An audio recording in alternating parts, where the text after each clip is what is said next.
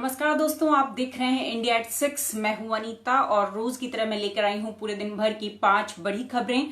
रोज की तरह ही मैं आपको बताऊंगी कोरोना वायरस पर ताजा अपडेट, यानी देश और दुनिया में किस तरह के हालात हैं, कौन सी सरकारें क्या क्या कदम उठा रही हैं, अलग अलग देश किस तरह लॉकडाउन को लेकर फैसला ले रहे हैं, इसकी जानकारी मैं आपको दूंगी। इसके साथ ही आज हम बात करेंगे आंध्र प्रदेश में जो गैस लीक हुई है उसके चलते वहां क्या स्थिति बनी हुई है और अभी ताजा अपडेट क्या है उसकी जानकारी मैं आपको दूंगी। और आंध्र प्रदेश की जब खबर आई उसके बाद ही दोपहर में ही छत्तीसगढ़ से भी गैस लीक होने का मामला सामने आया, तो उसकी जानकारी भी मैं आपको दूंगी क्या है वो खबर। इसके साथ ही आज हम बात करेंगे किस तरह देश और देश ही नहीं पूरी दुनिया में जो कोरोना वॉरियर्स हैं वो बड़ी तादाद में कोरोना की चपेट में आ रहे हैं, यानी कि स्वास्थ्य कर्मी, पुलिसकर्मी, सेना के जवान, डॉक्टर, नर्स, सब लोग ये लोग बड़ी तादाद में कोरोना की चपेट में आ रहे हैं, तो इसकी जानकारी भी मैं आपको दूंगी। और साथ ही मजदूरों के संकट के बारे में बात करेंगे। अब आप सोच रहे होंगे कि मजदूरों के लिए तो अब श्रमिक ट्रेनें भी चला दी गई हैं, उनको उनके गृह राज्य भी भेजा जा रहा है, तो अब उनकी क्या मुसीबतें हैं। लेकिन यहाँ बात यह है कि एक आरटीआई में एक खुलासा हुआ है कि सरकार के पास ये डेटा ही नहीं है कि किस राज्य में कितने प्रवासी मजदूर फंसे हुए हैं और लॉकडाउन के चलते जिनकी रोजी रोटी पर संकट मंडरा गया है। इसका डेटा है, ये आंकड़ा ही मोदी सरकार के पास उपलब्ध नहीं है और एक आरटीआई में इस बात का खुलासा हुआ है, तो इस पर भी आज ज्यादा विस्तार से बात करेंगे। लेकिन शुरुआत करेंगे आज पूरे दिन भर की जो सबसे बड़ी खबर है, आंध्र प्रदेश में जो गैस लीक हुई उस पर ताजा अपडेट क्या है वो मैं आपको बता देती हूं। आंध्र प्रदेश के विशाखापट्टनम में आज एक मल्टीनेशनल कंपनी के केमिकल प्लांट में जहरीली गैस लीक होने की वजह से एक बच्चे समेत कुल 11 लोगों की मौत हो चुकी है, जबकि 800 से ज्यादा लोगों को अस्पताल में भर्ती कराया गया है। आज तड़के प्लांट से स्टाइरिन गैस जो है उसका रिसाव शुरू हुआ, तब आसपास के जो लोग थे, गांव के जो लोग थे वो सो रहे थे और घटना की जानकारी मिलते ही एम्बुलेंस, दमकल और पुलिसकर्मी केमिकल प्लांट में पहुंचे और राहत का काम शुरू किया। फिलहाल एनडीआरएफ ने जानकारी दी है कि हालात अब नियंत्रण में है, काबू में है, लेकिन अभी तक ये पता नहीं चल पाया है कि किन कारणों की वजह से गैस लीक हुई। प्लांट के मैनेजमेंट के खिलाफ एफआईआर दर्ज ही कर ली गई है। फैक्ट्री के आसपास के इलाकों में जो लोग रह रहे थे 250 से 300 लोग, उनको दूसरे स्थानों पर शिफ्ट कर दिया गया है। साथ ही आंध्र प्रदेश के मुख्यमंत्री वाईएस जगनमोहन रेड्डी ने इसमें जो इस हादसे में जो लोग मारे गए हैं उनके परिवारजनों को 1-1 करोड़ रुपए बतौर राहत देने की घोषणा की है और मुख्यमंत्री ने हालात का जायजा लेने के लिए एक उच्च स्तरीय बैठक भी की थी और मामले की जांच के आदेश दे दिए गए हैं। वहीं प्रधानमंत्री ने आज दोपहर ही एनडीएमए यानी नेशनल डिजास्टर मैनेजमेंट अथॉरिटी के अधिकारियों के साथ मिलकर बैठक की थी और हालात का जायजा लिया था। सुमित चौधरी लिख रहे हैं, ये गैस से कैंसर भी होता है क्या?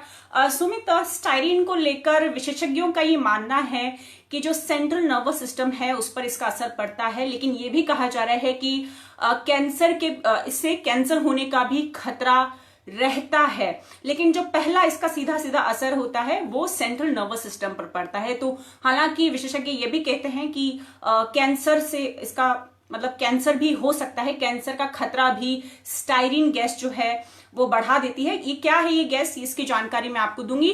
तो प्रधानमंत्री नरेंद्र मोदी ने आज बैठक की थी एनडीएमए के अधिकारियों के साथ ही इस मामले में अब सुरक्षा मानकों को लेकर भी सवाल उठ रहे हैं। इस बात पर सवाल उठ रहे हैं कि केमिकल यूनिट को दोबारा शुरू करने से पहले क्या एहतियात बरता गया था या नहीं।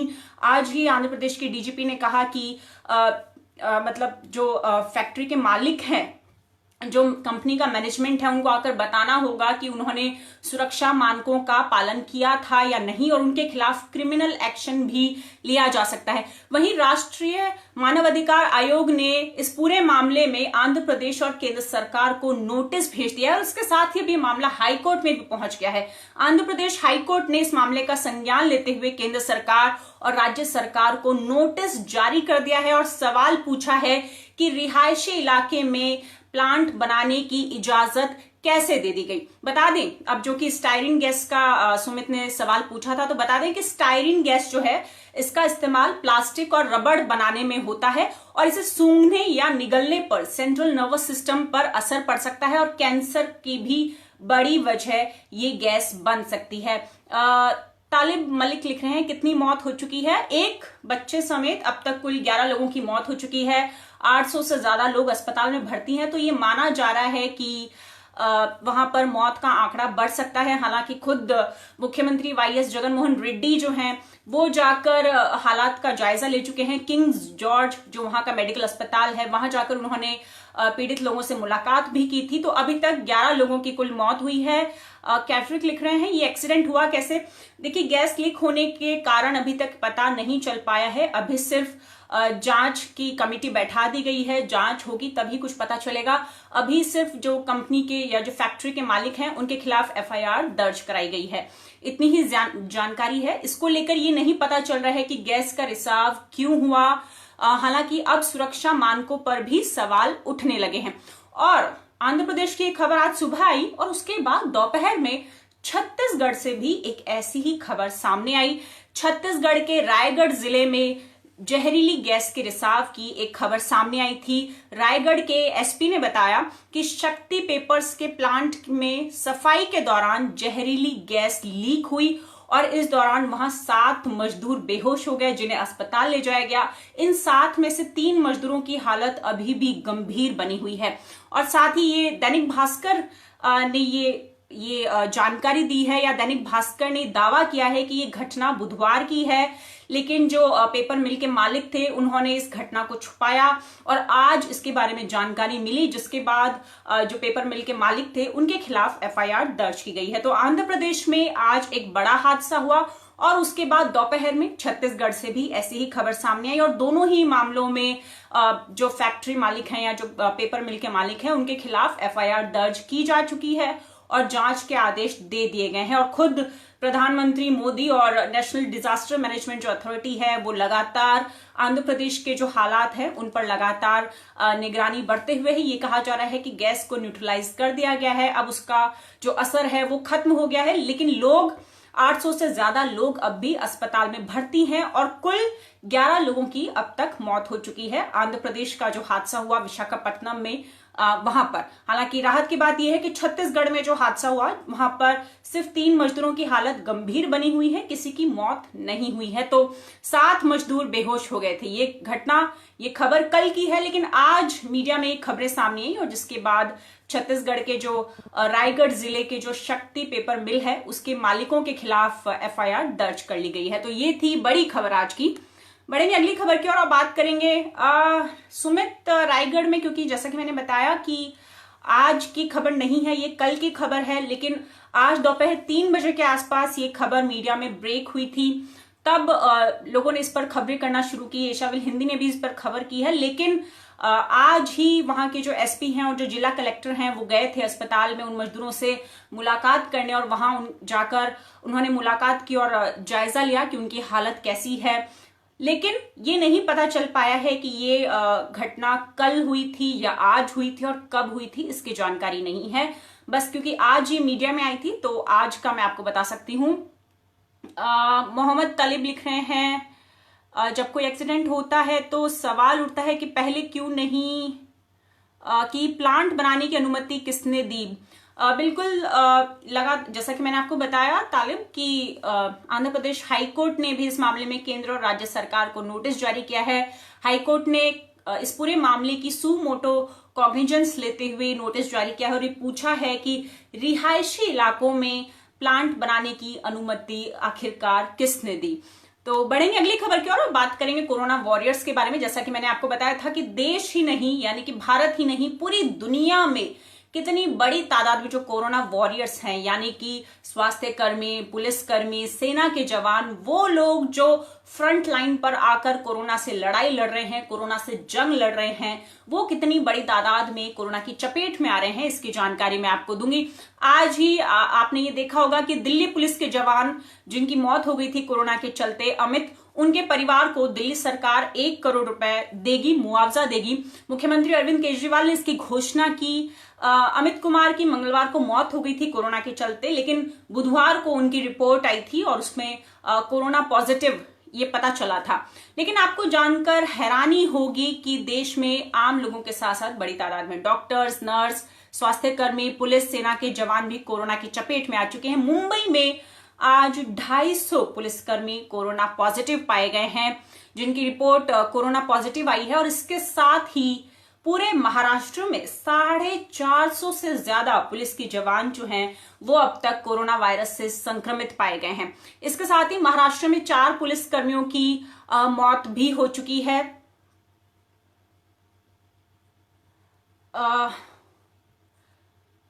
दीपक सुमित चौधरी लिख रहे हैं 17 मई को लॉकडाउन खुलेगा या नहीं। मुझे मैं इस पे ज्यादा जानकारी नहीं दे सकती हूँ, क्योंकि जो भी फैसला लेना होगा लॉकडाउन को लेकर वो सरकार ही लेगी, और तब हालात कैसे होंगे उसकी समीक्षा लगातार हो रही है। जैसा कि आपको सबको पता है कि देश के जितने भी शहर हैं और जिले हैं वो 3 जोन में बांटे गए हैं, रेड जोन, ग्रीन जोन और ऑरेंज जोन। तो किस जोन में किस तरह के हालात बनते हैं, किस तरह कोरोना पर किस हद तक काबू पाया जा सकता है, उसके बाद ही लॉकडाउन से बाहर निकलना या उसमें छूट देने के बारे में सोचा जाएगा। क्योंकि आज ही ये कहा गया है कि जून या जुलाई जो है वो भारत में पीक होगा कोरोना संक्रमण को देखते हुए। तो ये कहना मुश्किल है। सरकार जब इस पर अपडेट देगी तो मैं आपको अपडेट बता दूंगी। तो हम बात कर रहे थे कि महाराष्ट्र में अब तक 450 से ज्यादा पुलिसकर्मी जो हैं वो कोरोना पॉजिटिव पाए गए हैं। इंदौर की अगर हम बात करें, इंदौर में आज ही 31 पुलिसकर्मी पॉजिटिव पाए गए हैं। और भोपाल में, मैं आपको ये खबर पहले भी दे चुकी हूं, भोपाल में 110 स्वास्थ्य कर्मी और 41 पुलिसकर्मी कोरोना पॉजिटिव पाए गए हैं। कल ही मैंने आपको बताया था, माफ कीजिएगा, बीएसएफ के आज 41 जवान कोरोना पॉजिटिव पाए गए हैं। और इसके साथ ही बीएसएफ में कुल संक्रमित जवानों की जो संख्या है वो 193 तक पहुंच गई है। सीआरपीएफ के 146 जवान, आईटीबीपी के 45 जवान और सीआईएसएफ के 13 जवान कोरोना पॉजिटिव पाए गए हैं। यानी आप समझ सकते हैं कि कितनी बड़ी तादाद में जो कोरोना वॉरियर्स हैं वो कोरोना की चपेट में आ रहे हैं। और अभी कई राज्यों का डेटा हमारे सामने नहीं है, तो ये संख्या बहुत बड़ी हो सकती है, तादाद बहुत ज्यादा हो सकती है। कल ही पीटीआई ने सूत्रों के मुताबिक बताया था कि देश में 548 से ज्यादा स्वास्थ्य कर्मी कोरोना से संक्रमित पाए गए हैं अब तक।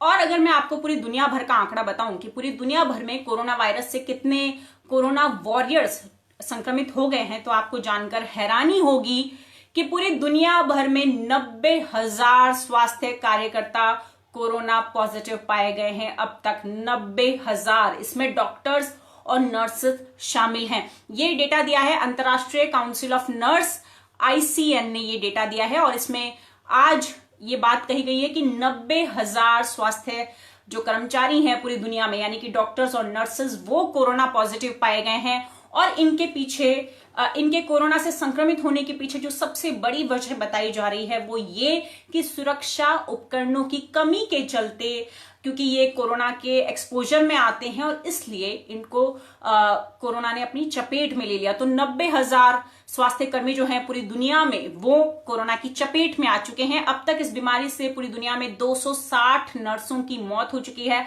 चीन में ही 100 से ज्यादा नर्सों की मौत हुई थी। बता दें कि ये जो आंकड़े हैं, यानी कि जो 90,000 जो मैं डेटा बता रही हूं, ये सिर्फ 30 देशों का है। 30 देशों में जो मीडिया रिपोर्ट्स आई, 30 देशों की सरकारों ने जो डेटा इकट्ठा किया, उसके आधार पर यह डेटा जुटाया गया, जिसमें कहा गया कि पूरी दुनिया भर में 90,000 से ज्यादा स्वास्थ्य कर्मी कोरोना पॉजिटिव पाए गए हैं। और ये माना जा रहा है कि अगर हम पूरी दुनिया के, यानी कि 200 से ज्यादा देशों के अगर आंकड़ों को इकट्ठा करेंगे तो ये माना जा रहा है कि 2 लाख से ज्यादा ये मामले हो सकते हैं। यानी कि 2 लाख से ज्यादा जो स्वास्थ्य कर्मी है पूरी दुनिया भर में, उनके कोरोना पॉजिटिव होने का खतरा है। और जिसमें से 90,000 तो पहले ही कोरोना पॉजिटिव पाए जा चुके हैं। अगर आपको लगता है कि ये लाइव आपके सवालों का मैं जवाब दे रही हूं, अगर आपको लगता है कि इस लाइव के जरिए आपको जानकारी मिल रही है कोरोना वायरस पर या और चीजों पर, तो प्लीज इसको शेयर जरूर करें। और अब बात करेंगे मजदूरों के बारे में। मजदूरों के बारे में, जो कि मैंने कहा था कि मजदूरों का डेटा सरकार के पास नहीं है, ये बहुत ही हैरानी वाली खबर है। और 1-2 लोगों ने इस पर कमेंट भी किया है, हालांकि वो कमेंट मैं नहीं लूंगी क्योंकि भाषा का इस्तेमाल जो है वो थोड़ा गलत किया गया, तो कमेंट मैं उनका नहीं लूंगी। लेकिन फिर भी उन्हीं के लिए खबर है कि देश में 25 मार्च से लॉकडाउन लागू है। तीसरा चरण चल रहा है। 3 मई के बाद लॉकडाउन को बढ़ाया गया, तो तीसरा चरण अभी चल रहा है। लॉकडाउन का जब पहला चरण था यानी 25 मार्च के बाद से हम लगातार देख रहे थे कि देश में लाखों मजदूरों ने एक राज्य से दूसरे राज्य पलायन किया। पैदल पैदल सैकड़ों किलोमीटर का सफर उन्होंने तय किया, सैकड़ों किलोमीटर का रास्ता उन्होंने तय किया। और इस दौरान हमने देखा कि लॉकडाउन 1 के दौरान ही तकरीबन देश में 22 मजदूरों की मौत हुई, जिसमें रोड एक्सीडेंट था, भूख और प्यास से उनकी मौत हुई, डिहाइड्रेशन जिसे हम कहते हैं, डिहाइड्रेशन से उनकी मौत हुई। तो ये सिर्फ पहले चरण में जो मीडिया रिपोर्ट्स आई उनके मुताबिक मैं कह सकती हूँ कि सिर्फ पहले चरण में 22 से ज्यादा मजदूरों की मौत हुई थी। अभी लॉकडाउन का तीसरा चरण चल रहा है, यानी कि हम ये मान सकते हैं कि लॉकडाउन के दौरान सबसे ज्यादा मार जिस वर्ग पर पड़ी है वो है मजदूर। लेकिन अब सरकार ने उनके लिए श्रमिक ट्रेनें चलाने का फैसला ले लिया है और आज तक मैं आपको बता दूं कि 163 श्रमिक ट्रेनें चलाई जा चुकी हैं। 1,60,000 मजदूरों को उनके गृह राज्य भेजा जा चुका है। ये खुद गृह मंत्रालय का आंकड़ा है, माफ कीजिएगा, रेल मंत्रालय का आंकड़ा है। ये रेल मंत्रालय ने आज ही बताया कि 163 श्रमिक ट्रेनें अब तक चलाई जा चुकी हैं और 1,60,000 मजदूरों को उनके गृह राज्य भेजा जा चुका है। लेकिन खबर ये है जो मैं लगातार आपसे कह रही हूं कि क्या संकट है। संकट ये है कि सरकार ने श्रमिक ट्रेनें चलाने की जो व्यवस्था की वो कब की, वो की तीसरे चरण में, जब बहुत सारे राज्यों ने मांग उठाई कि ट्रेनें चलाइए, क्योंकि बसों के जरिए हम उनको कैसे एक राज्य से दूसरे राज्य भेजेंगे, इतनी बड़ी तादाद में मजदूर हैं। विपक्ष लगातार सवाल उठा रहा था कि सरकार मजदूरों के लिए सरकार की जो नीति है वो नाकाफी है। तो उसके बाद सरकार पे जो प्रेशर पड़ा, उसके बाद सरकार ने श्रमिक ट्रेनें चलाई। और आपको जानकर हैरानी होगी कि केंद्रीय श्रम मंत्रालय के पास ये डेटा नहीं है कि लॉकडाउन के दौरान किस राज्य में कितने प्रवासी मजदूर फंसे हुए हैं। और ये जानकारी एक आरटीआई में इस बात का खुलासा हुआ है। मंत्रालय ने एक आरटीआई कार्यकर्ता को बताया है कि जो मुख्य श्रम आयुक्त है उसके कार्यालय के पास देश के विभिन्न हिस्सों में फंसे प्रवासी मजदूरों की कोई जानकारी नहीं है, यानी कोई आंकड़ा नहीं है कि कितनी संख्या में मजदूर दूसरे राज्यों में फंसे हुए हैं, उसमें कितनी संख्या में पुरुष हैं, कितनी महिलाएं हैं, कितने बच्चे हैं, इसकी कोई जानकारी केंद्रीय श्रम मंत्रालय के पास नहीं है। इसके साथ ही, और ये तब जानकारी नहीं है जब पिछले महीने ही यानी अप्रैल में ही 8 अप्रैल को ये जो सीएलसी है यानी मुख्य श्रम आयुक्त है, उन्होंने अपने क्षेत्रीय कार्यालयों को निर्देश दिया था कि वो 3 दिन के भीतर उस हर मजदूर की गिनती करे जो कोरोना वायरस लॉकडाउन के दौरान फंसा हुआ है। यानी एक तरफ जो श्रम आयुक्त हैं वो अपने अधीन आने वाले जो क्षेत्रीय कार्यालय हैं उनको कहते हैं कि आप 3 दिन में मजदूरों की गिनती करके बताइए, और दूसरी तरफ जब उसके 2 हफ्ते के बाद एक आरटीआई दायर की गई जिसमें ये पूछा गया कि सरकार के पास क्या डेटा है कि किस राज्य में कितने प्रवासी मजदूर फंसे हुए हैं लॉकडाउन के चलते, तो केंद्रीय श्रम मंत्रालय की तरफ से उन्हें जवाब मिलता है कि इसकी कोई जानकारी नहीं है। और ये आरटीआई दायर की है कॉमनवेल्थ ह्यूमन राइट्स इनिशिएटिव के आवेदक वेंकटेश नायक ने। उन्होंने ये जानकारी मांगी थी, उन्होंने आरटीआई दाखिल की थी और उन्होंने अपने आवेदन में उन जिलों के राज्यवार नामों को जानना चाहा था जहां से फंसे हुए प्रवासी मजदूरों के बारे में आंकड़े श्रम आयुक्त को प्राप्त हुए हैं। लेकिन जो उन्हें जवाब मिला उसमें लिखा हुआ था कि इस बारे में कोई भी जानकारी उपलब्ध नहीं है। यानी कि जो विपक्ष कांग्रेस लगातार कह रही थी कि सरकार मजदूरों को लेकर मजदूरों की तरफ ध्यान नहीं दे रही है और आनन फानन में डैमेज कंट्रोल करने के लिए उनके लिए ट्रेन चलाने या बस चलाने का जो पहले परमिशन दी गई थी वो आनन फानन में की गई, क्योंकि सरकार के पास डेटा ही नहीं है कि देश में कितने प्रवासी मजदूर हैं। आपको याद होगा कि मैंने ही आपको एक रिपोर्ट बताई थी कि वर्ल्ड बैंक यानी कि विश्व बैंक ने लॉकडाउन को लेकर भारत में सवाल उठाए थे। उन्होंने कहा था, विश्व बैंक की तरफ से एक रिपोर्ट जारी हुई थी और उस रिपोर्ट में कहा गया था कि भारत सरकार ने जिस तरीके से देश में लॉकडाउन लगाया, ये मैं लॉकडाउन फर्स्ट फेज की बात कर रही हूं, यानी कि जब 25 मार्च को लॉकडाउन लगा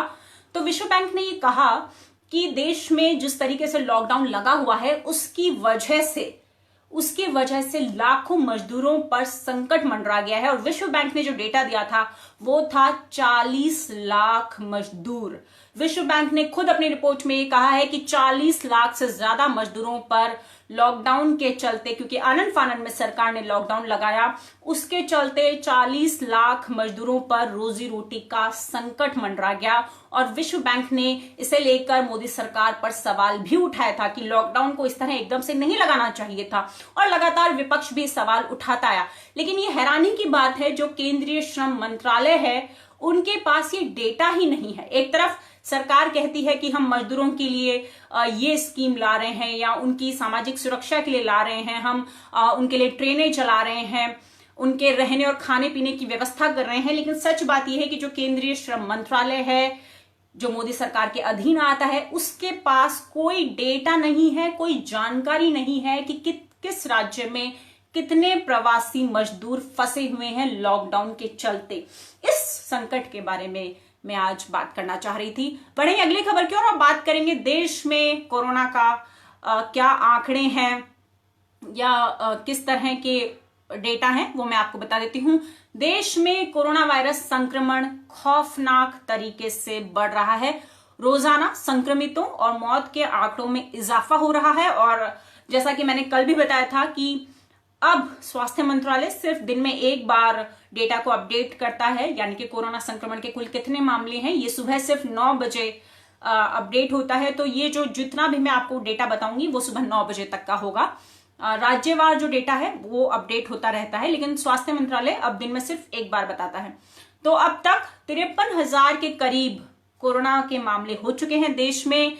आज जारी ताजा आंकड़ों के मुताबिक, यानी कि सुबह 9 बजे तक देश में 52,952 लोग कोरोना की चपेट में आ चुके हैं और मरने वालों की तादाद हो गई है 1783, यानी 1783 लोगों की मौत हो चुकी है। बीते 24 घंटों में कोरोना के 3,561 मामले सामने आ चुके हैं और 89 लोगों की मौत हो चुकी है।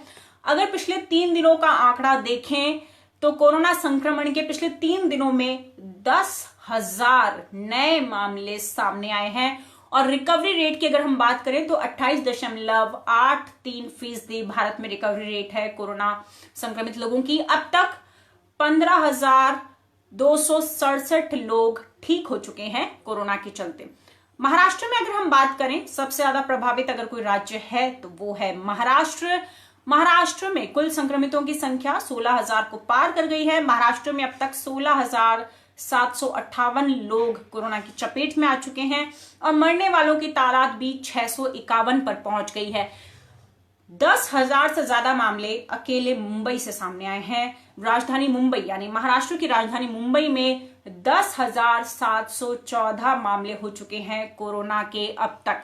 गुजरात दूसरे नंबर पर है। गुजरात में 6,000 का आंकड़ा पार हो चुका है। गुजरात में कोरोना वायरस के कुल मामले 6,625 तक पहुंच गए हैं। बाबूराम बेनीवाल जो लिख रहे हैं, राजस्थान में प्रवासियों को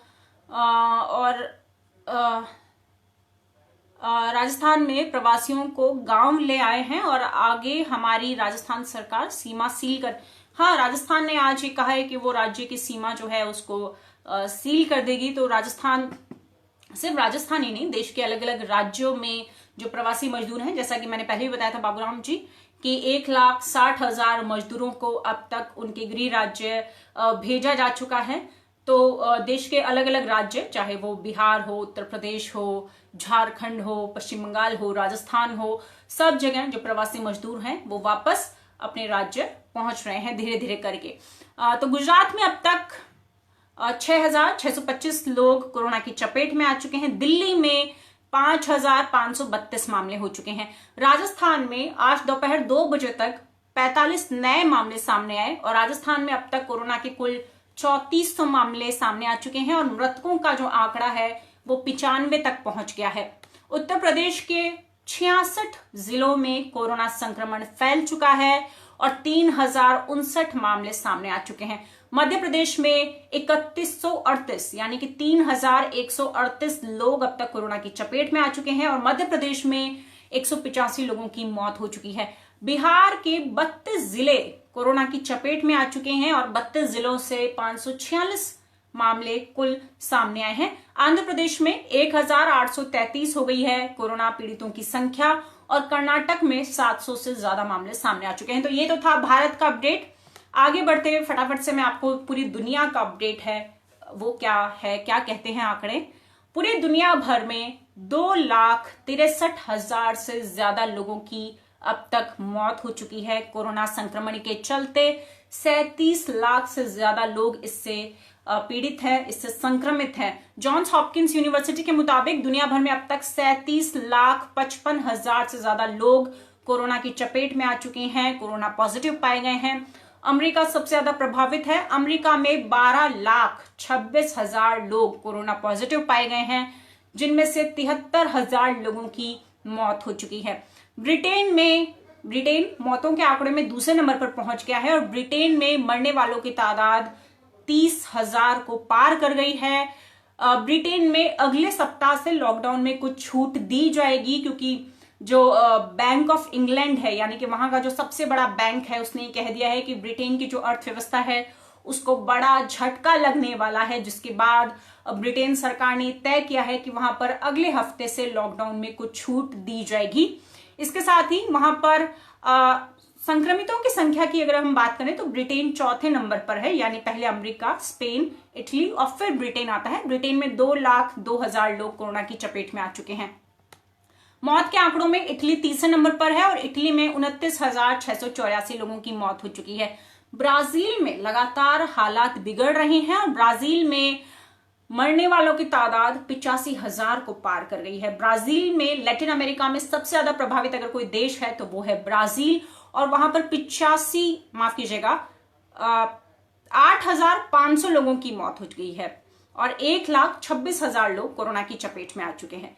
पड़ोसी देश पाकिस्तान के बारे में बात करते हैं। पाकिस्तान में पिछले 24 घंटों में रिकॉर्ड 40 लोगों की मौत हुई है और 1,049 नए मामले सामने आए, जिसके बाद पाकिस्तान में कुल संक्रमितों की संख्या 22,000 को पार कर गई और वहां पर 22,000 को पार कर गई है। और बांग्लादेश में कोरोना वायरस संक्रमितों की जो संख्या है वो 11,000 को पार कर गई है। न्यूजीलैंड ने लॉकडाउन में ढील देने की घोषणा की है। तो जर्मनी में इस महीने देश के सबसे बड़े फुटबॉल इवेंट बुंदेसलीगा के आयोजन की तैयारियां शुरू हो गई हैं। जर्मनी की सरकार ने हाल ही के दिनों में लॉकडाउन में कुछ छूट दी थी। स्पेन में 2 दिन से मैं आपको बताई थी कि स्पेन में लॉकडाउन में छूट दी गई है, लेकिन स्पेन में अब आपातकाल को 24 मई तक के लिए बढ़ा दिया गया है।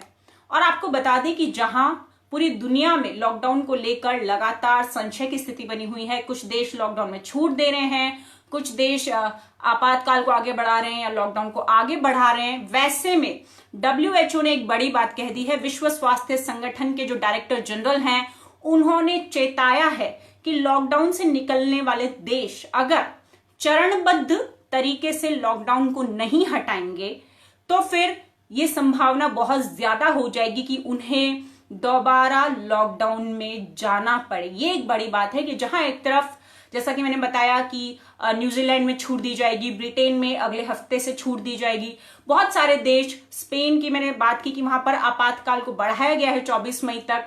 इसके साथ ही कल ही मैंने आपको बताया था कि फिनलैंड हो गया, ऐसे बहुत सारे देश हैं। फ्रांस है, फ्रांस में 11 मई से लॉकडाउन में छूट दी जाएगी। तो बहुत सारे देश अब धीरे धीरे लॉकडाउन में छूट दे रहे हैं ताकि आर्थिक गतिविधियां जो ठप पड़ी हैं उनको फिर से चालू किया जा सके। लेकिन WHO ने जो कह दिया है वो ये कि अगर लॉकडाउन से निकलना है किसी भी देश को तो फिर चरणबद्ध तरीके से ही निकलना होगा। आप एक झटके में लॉकडाउन को खत्म नहीं कर सकते, क्योंकि अगर ऐसा होता है तो फिर हो सकता है कि उस देश को दोबारा लॉकडाउन लगाना पड़ जाए। तो ये थी आज की हमारी 5 बड़ी खबरें। मैंने आपको बताया कि देश और दुनिया में कोरोना वायरस के आंकड़े क्या कहते हैं। साथ ही मैंने आपको ये भी बताया कि आंध्र प्रदेश में जो गैस लीक का मामला है उसका ताजा अपडेट क्या है।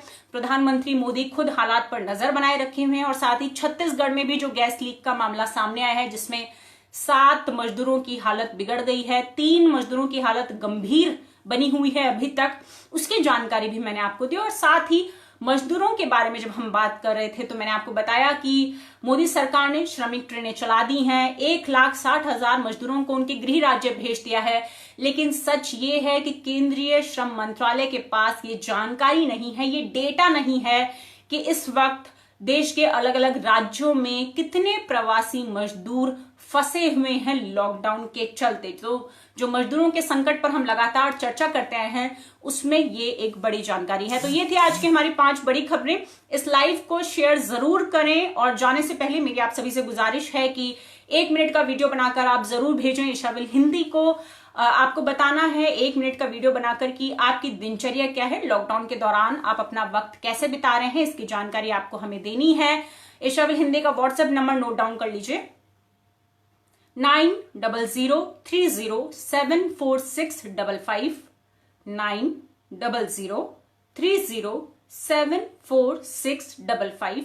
ये इशाविल हिंदी का व्हाट्सएप नंबर है। इस नंबर पर आपको 1 मिनट का वीडियो बनाकर भेजना है। और जाने से पहले मैं आपको बता दूं कि ये सारी खबरें आप इशाविल हिंदी की वेबसाइट पर काफी डिटेल में पढ़ सकते हैं। और बहुत सारे लोग कमेंट करते हैं, बहुत सारे कमेंट्स को लगभग मैं कोशिश करती हूँ कि हर ही कमेंट को, हर एक सवाल को, या अगर किसी ने कुछ कहा है, कुछ सुझाव दिया है, तो मैं लेने की पूरी कोशिश करती हूँ इस लाइव में। और कोशिश करती हूँ कि मैं आपको हर जवाब, आपके हर सवाल का जवाब दूं। तो जितना हो सके इस लाइव को शेयर जरूर करें। नमस्कार।